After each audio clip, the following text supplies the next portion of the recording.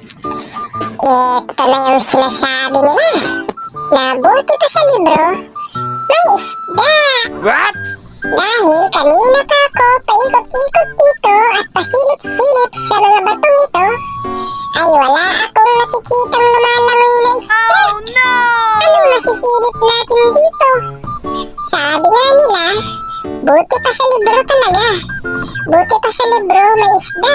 Dito dagat na, wala pa rin isda. Kanina pa tayo dito pasilip-silip.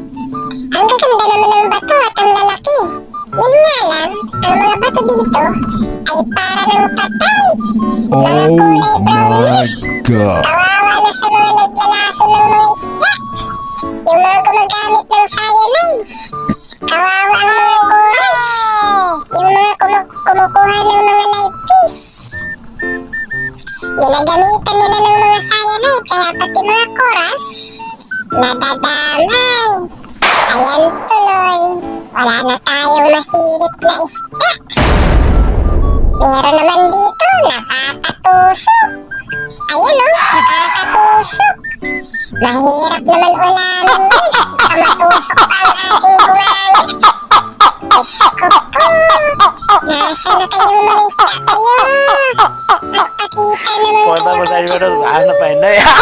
Para naman may maisigang. May maisigang sa mangga.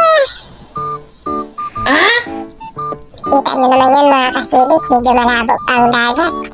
At medyo malalim-lalim na itong lugar na to, pero wala talagang kaisda-isda. Ano na lang ang gagawin natin pag ganito lagi ang ating paninilip? Buti pang sa kapitbahay na lang yata manilip. Pero baka magkakulipi. Aray naku! Buti pang umauna mga kasilip.